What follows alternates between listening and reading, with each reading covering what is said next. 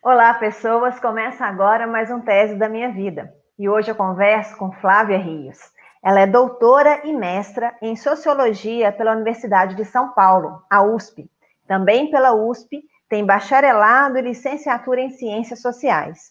Desde 2017, é professora adjunta na Universidade Federal Fluminense, onde é coordenadora atualmente do curso de licenciatura em Ciências Sociais. Oi, Flávia!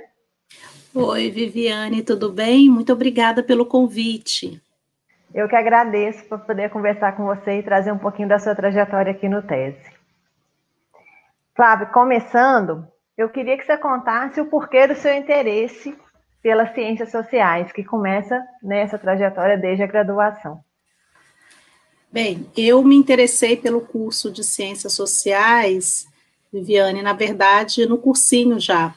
Eu fiz um cursinho chamado Cursinho da Poli, na universidade, também era na Universidade de São Paulo, naquela ocasião, ficava na Faculdade de Engenharia, na área das engenharias da Universidade de São Paulo, no campus Butantã, e naquele período eu já passei a me interessar pelo curso de Ciências Sociais, eu não sabia o que era o curso, quem era o profissional, não sabia nada, mas havia um professor naquele curso que era formado em ciências sociais, que tinha sido aluno de Florestan Fernandes, que tinha estudado ali mesmo na USP, e ele trazia muitas reflexões interessantes do cotidiano, das mudanças sociais, da imprensa alternativa, mas também da grande imprensa brasileira, também de outros países, e eram esses textos, esses temas que nós discutíamos em sala de aula sobre temas de atualidade.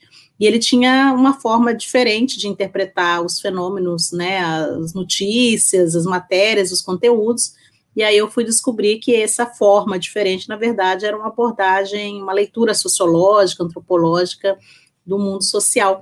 E aí foi aí que eu me interessei pelo curso de Ciências Sociais. E quando você chega à graduação, você começa já a participar de pesquisa, ter contato com pessoas que já estavam, inclusive, na pós-graduação. Pelo seu agradecimento da tese, é possível perceber como que você valorizou esse momento da experiência do seminário de orientação, que tinha como professor conduzindo o Antônio Sérgio Guimarães, que foi o seu orientador depois. Eu queria que você contasse um pouco também como que foi essa experiência desde o início da graduação, o contato com o grupo de pesquisa, com outras pessoas que já faziam uma pesquisa de pós e como que isso te incentivou a também buscar esse caminho.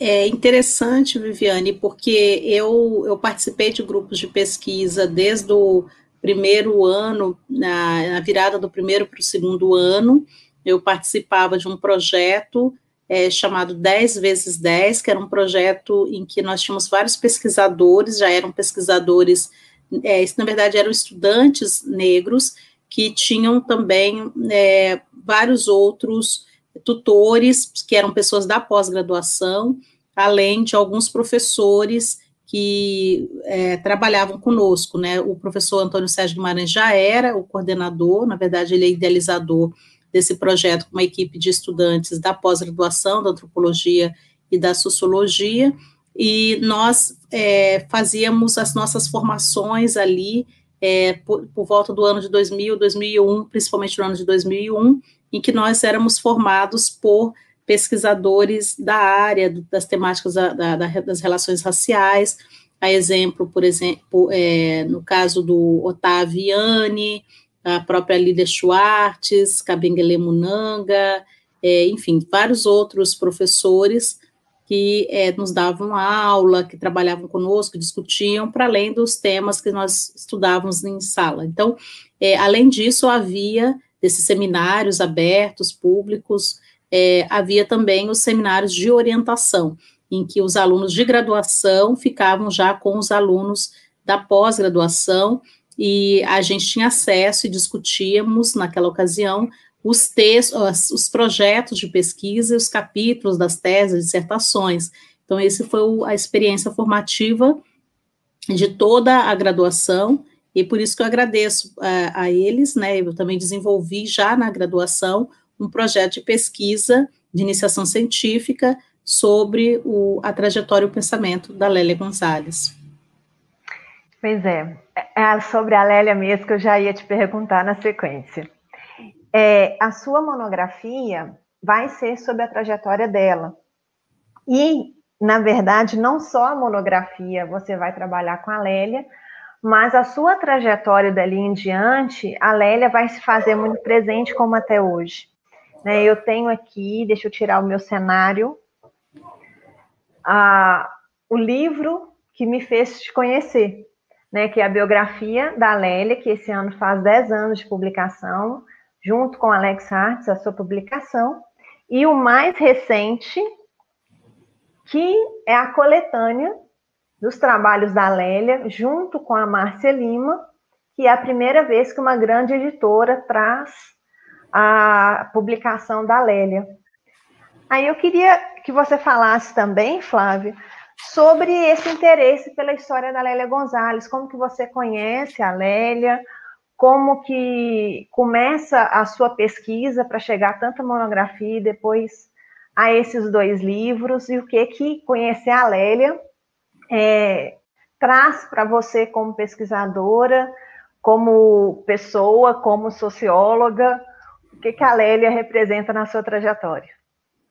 Bem, a Lélia Gonzalez entrou na minha vida quando eu estava naquele grupo de pesquisa e orientação, por volta de 2001, e nele tinha um projeto coordenado pelo professor Antônio Sérgio Guimarães, que investigava os intelectuais negros brasileiros. Então, por exemplo, o Márcio Macedo estava estudando o Abdias do Nascimento, o Noel Carvalho estudava o Zósimo Bubu, e eu me interessei pela história da Lélia Gonzalez. Outros autores também, Hamilton Cardoso, era estudado pelo Fábio Nogueira.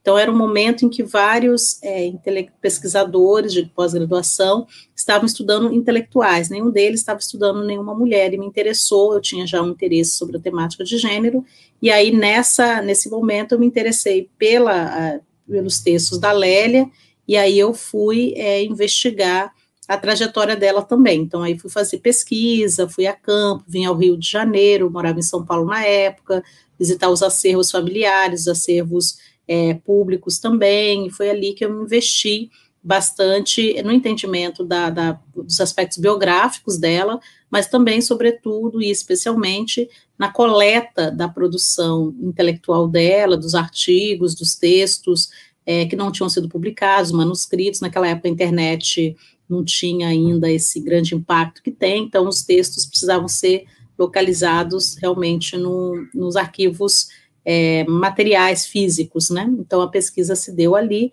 e dali para frente ela de algum modo esteve presente em vários momentos da minha vida, mesmo quando a Lélia não era o tema central da pesquisa. Mas em 2010 houve a possibilidade de publicar a trajetória da Lélia Gonzalez pela Selo Negro, que é a selo da Sumos, a editora Sumos, e foi bastante interessante, foi muito bem recebida, porque aí nós pudemos aproveitar o trabalho que eu tinha desenvolvido na iniciação científica, que era de levantar a boa parte da produção dela.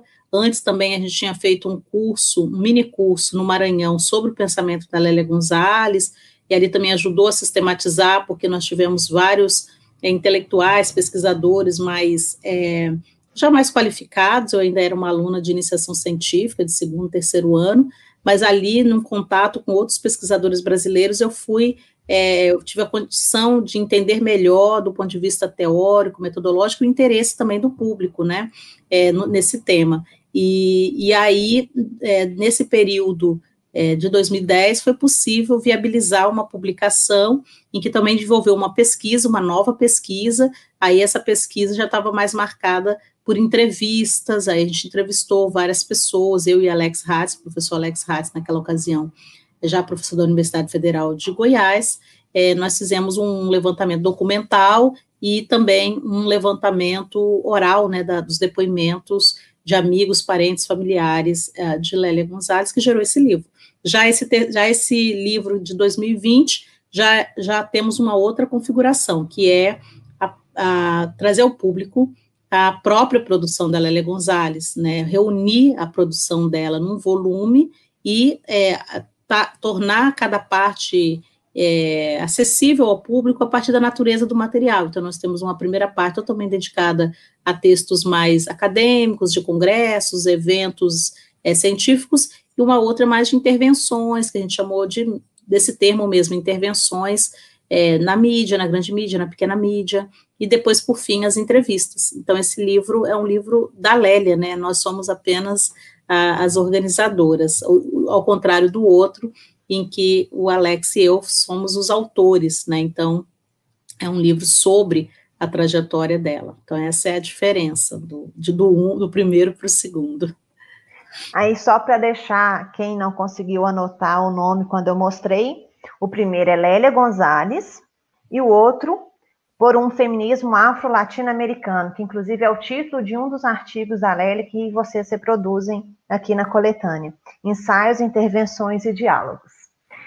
E seguindo nessa perspectiva dos intelectuais negros, o seu trabalho de dissertação vai abordar a institucionalização do movimento negro no Brasil, e a tese vai especificamente trabalhar na elite política negra no Brasil de 78 a 2000. Eu achei curioso uma colega sua fazer a pergunta, né, você traz isso nas primeiras páginas da tese, se quem você estava mencionando se identificava como elite, né, como essa elite negra, usava esse termo.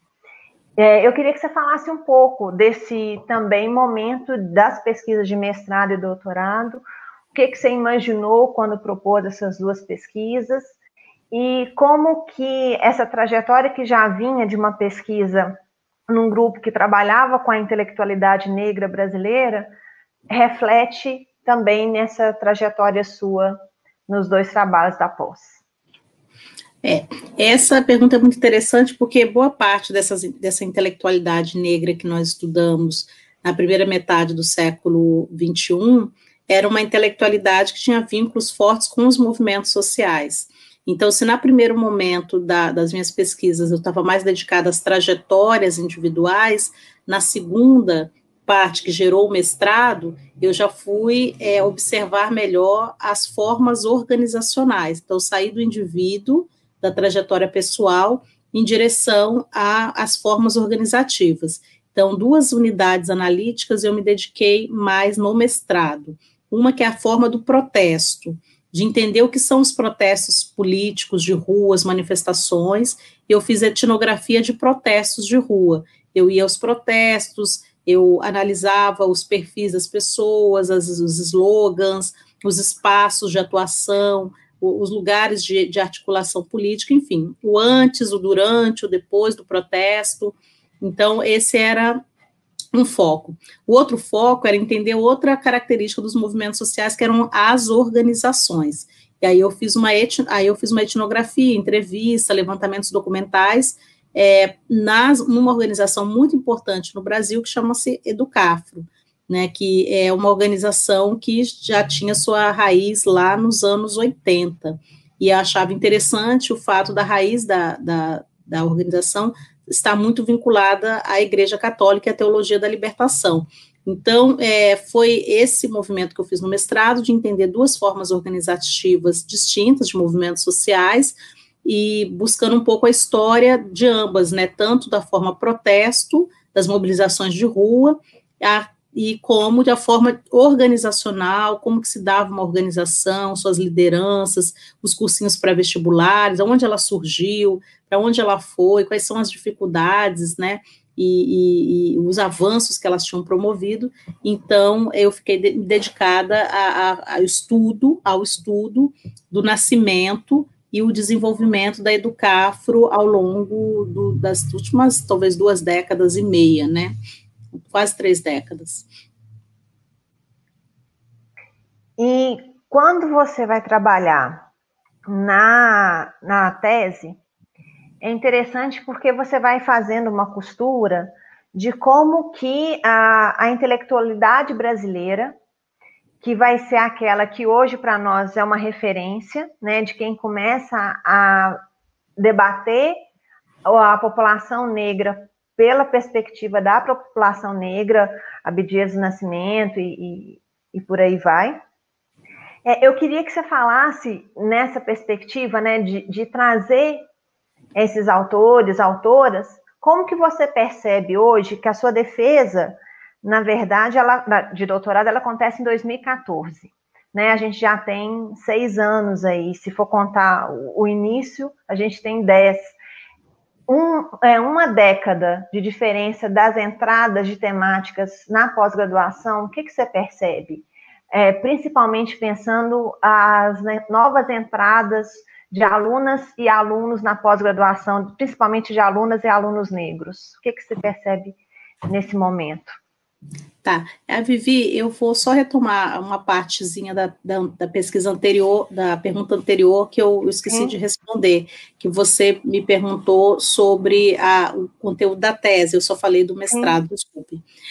Do doutorado, eu, de fato, ao analisar a representação política, foi um deslocamento, né? Eu queria entender um pouco melhor o modo como os movimentos sociais, as lideranças, e como também se davam as representações políticas na interface com o Estado. Então, essa é uma diferença, é como se eu estivesse aumentando a escala, né? Eu estava olhando o indivíduo, depois observei uma organização coletiva de rua, depois uma organização coletiva muito institucionalizada, que são as organizações, e depois eu queria entender as interações com o Estado, com destaque para as pessoas que faziam entradas na instituição estatal, né, nos municípios, especialmente nos governos estaduais e federais. Então, é ali que surge a ideia de pensar que você tem uma camada diferente das pessoas que estavam, porque, veja, antes eu tinha estudado as organizações nos territórios, então eu fui ao São João de Meriti, fui na toda a Baixada Fluminense, ia nas periferias de São Paulo, nas periferias do Rio de Janeiro, especialmente. Então, para mim, eu estava estudando aquelas pessoas que estavam no campo periférico, que estavam lutando pelo ensino superior, na base, com baixa escolaridade, etc. Então, quando eu fiz o doutorado, já estava lidando com outras pessoas em outras instâncias de poder, né, em que as pessoas tinham seus gabinetes, estavam em Brasília, tinham acesso direto aos governos naquela ocasião, tinha um espaço político para apresentarem suas pautas, tem um lobby institucional forte, importante nos ministérios, nos conselhos, no parlamento um pouco menos, mas eles mesmos, muitos deles parlamentares. Então, eu queria, no doutorado, eu identifiquei que havia, então, já uma camada muito pequena, mas uma camada que estava nos espaços de poder, né? Elas não era uma camada grande, não era uma grande representação negra, ela era pequena, por isso a ideia também de elite, porque a elite ela é um grupo muito pequeno, isso não quer dizer que elas representem as elites, muito ao contrário, elas estão ali representando as camadas populares, a maior parte daquelas pessoas vieram de camadas populares, né? Mas, na verdade, elas estavam ocupando um poder, um espaço de poder decisório, né, de representação política, e aí o que está posto é uma ideia de elite política, e não exatamente de elite econômica, não se sobrepõe a ideia de elite econômica aí, de jeito algum. Não é uma elite econômica que se representa politicamente, na verdade é um grupo social mais empobrecido até, mas que historicamente conseguiram se representar a ponto de atuarem diretamente na Constituinte e também depois abrindo espaços na política institucional, nos governos Fernando Henrique e no governo Lula. Então, era para esse grupo que eu estava olhando, né, um grupo que já tinha um acesso diferenciado ao Estado e também tinha condições de formular políticas, construir legislações sobre a questão racial, etc. Por isso que eu trabalhei com essa ideia. Mas, evidentemente... É um trânsito maior, né, do que a outra institucional, pesquisa. Porque os outros grupos estavam completamente fora dessas instâncias, não tinham acesso. Então, por isso que eu trabalhei com essa ideia, e, por outro lado, eles não se viam como elite de jeito algum, né, porque no Brasil a ideia de elite está muito associada a grupos econômicos. Então, toda vez que alguém fala de elite, as pessoas estão se referindo a um grupo econômico. Mas eu sociologicamente, eu tinha a compreensão de que é possível encontrar grupos seletos em várias instâncias. Por exemplo, pode ter uma elite eclesiástica, religiosa, uma elite política, uma elite cultural, etc., assim como uma elite econômica. Então, elas não necessariamente elas estão uma coisa informa a outra, elas podem ter uma relativa autonomia. Então, foi nesse sentido. Agora, essa pergunta que você me trouxe sobre as mudanças nas últimas décadas, eu concordo. Muitas coisas mudaram, o tema das relações raciais, embora fosse um tema muito antigo das ciências sociais, nós podemos remeter até nas primeiras décadas do século XX, é um campo muito internacionalizado, então tem pesquisadores que vêm de fora do país estudar esse tema desde o século passado. Nós, brasileiros, também refletimos e publicamos fora, não tanto quanto a gente gostaria, mas tem essa circulação também. E agora, nessa última década, há uma mudança significativa em termos de escala. Se antes era um grupo seleto, vou usar o termo de novo, elite, para dizer que é um grupo seleto, né, que era um tema de um grupinho que estudava aquele assunto, um grupo fechado, etc., um tema relativamente marginal na produção das ciências sociais. Hoje nós temos uma entrada mais ampla, mais significativa, mais diversificada. Se antes o tema estava mais vinculado à sociologia e à antropologia e à história, agora, por exemplo, a sua área, que é a área da ciência política, abriu-se, né? Uma última década tem mostrado que a ciência política passou a investir um pouquinho mais, porque não tinha investimento algum no passado, então toda mudança foi importante, então tem crescido, assim como tem crescido em outras áreas, o direito tem crescido bastante, a Faculdade de Educação já tinha, as faculdades já tinham desenvolvido pesquisas, mas ampliaram-se mais pesquisas, diversificaram-se os temas, as abordagens, a psicologia passou também a trabalhar muito com a questão racial na última década, inclusive a própria discussão sobre branquitude tem se desenvolvido bastante na área da psicologia. Então, nós temos uma diversificação muito, muito maior, um campo muito maior, muito mais amplo, muito mais diversificado, mais enraizado e mais institucionalizado na academia brasileira. Então, tem um salto quanti e qualitativo muito grande. Flávia, e indo para uma outra temática que não está desvinculada de modo algum, você fala também nos seus agradecimentos, na verdade você dedica a sua tese a seu filho, o Jorge, e abre os agradecimentos dizendo que você trabalhou como uma operária na construção da tese, que com a chegada dele, né, do Jorge, além da alegria, trouxe disciplina e uma rotina severa de pesquisa, porque você trabalhava às 8 horas para conseguir cumprir o prazo e fazer a pesquisa.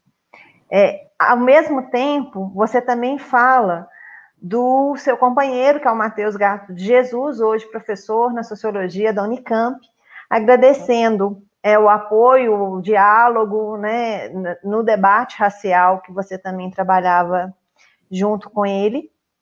E você fala que, eu achei muito bonita essa frase, na verdade, eu vou ler aqui: a Mateus, pelos momentos felizes, de nós nasceu um menino e uma tese. Você ainda faz doutorado sanduíche na Universidade de Princeton, então eu queria que você falasse também dessa relação, que a gente não pode fazer de conta que a gente vira a chave, né, que a pesquisadora e a vida pessoal são coisas distintas. Eu queria que você comentasse um pouco tanto essa relação de parceria na temática com o Matheus, quanto as descobertas junto ao Jorge nesse processo. É muito interessante isso, porque eu descobri que eu fiz o processo de seleção do doutorado grávida, mas eu não sabia que eu estava esperando o bebê. Então, eu fiz um processo seletivo sem nenhuma questão com relação a ter filho ou não ter filho. E aí, quando eu descobri que estava com um bebê, que eu estava grávida, inclusive era o período também que eu estava escrevendo esse livro da Lélia, eu estava escrevendo o livro com o Alex, e isso era entre 2009 e 2010, então eu não tinha ainda amadurecido. Fiz o processo seletivo, passei em primeiro lugar no processo seletivo da Universidade de São Paulo, ingressei logo com uma bolsa pela posição da seleção, e fui desenvolver minhas pesquisas, e aí sim, já sabendo que estava grávida, e aí para mim foi quase um baque também, como que eu vou fazer uma tese, também estava terminando um livro, e ter um neném, lógico, um companheiro foi fundamental, não teria sido possível fazer essas coisas sem que alguém pudesse ajudar, ainda até porque eu vivia numa cidade em que minha família não estava, né, então eu vivia só, a rigor eu vivia só na cidade de São Paulo, então sem o companheirismo, sem o pai da criança, sem né, o Matheus não seria possível. Também não seria possível ser uma instituição educacional para apoiar estudantes de pós-graduação, professores e funcionários da universidade, que era a creche universitária, a creche central da Universidade de São Paulo, que abrigava as crianças, dá uma excelente formação e uma tranquilidade adicional. Então, eu podia fazer essa questão das 8 horas, era o tempo que a criança ficava na creche, né, que a gente podia ficar mais liberado para escrever. Então, eu sentava na faculdade, a faculdade de educação era a faculdade mais próxima à creche, então eu deixava a criança na creche, na manhãzinha, e ficava na faculdade de educação, que era muito ao lado, caso tivesse alguma situação, alguma emergência, eu poderia ir à faculdade, à creche rapidamente. Então, eu ficava trabalhando ali às 8 horas, por isso que eu falo que eu trabalhei como operário, eu entrava na biblioteca e ficava ali trabalhando esse tempo todo. E para fazer o intercâmbio, a mesma coisa.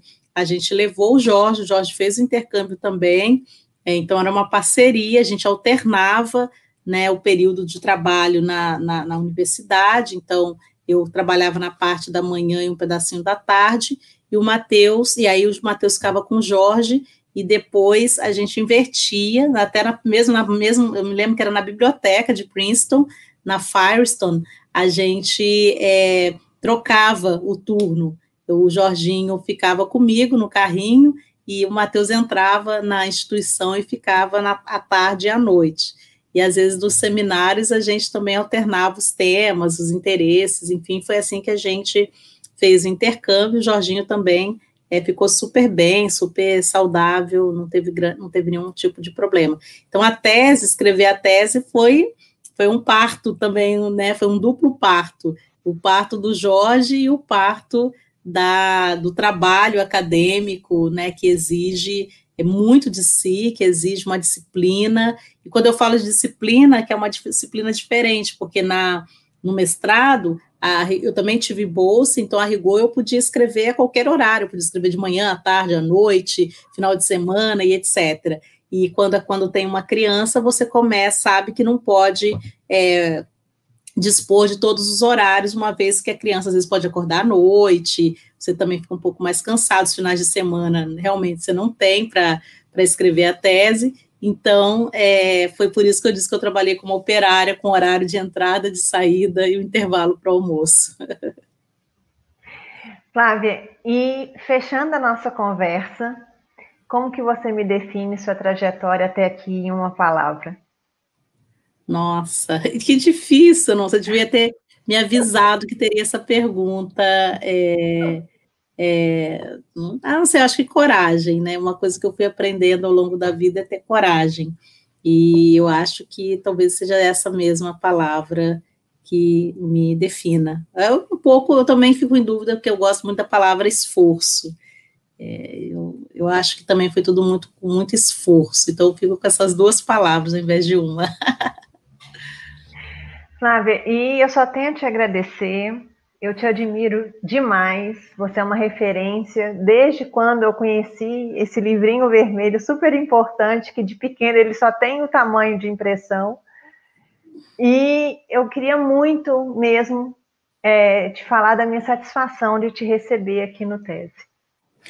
Muito obrigada, Viviane, é sempre um prazer dialogar com você também é uma inspiração, seus trabalhos, seus escritos, a envergadura de pesquisa e atuação pública no campo da ciência política. Eu aqui agradeço por poder participar desse projeto seu tão bonito. Muito obrigada. E vocês que nos acompanham aqui no Tese, deixa comentário aqui embaixo, avisa se tem algum amigo que também pode vir conversar comigo. A gente está aqui para um papo sempre bem-vindo, tá bem? A gente espera aqui no Tese. Até mais!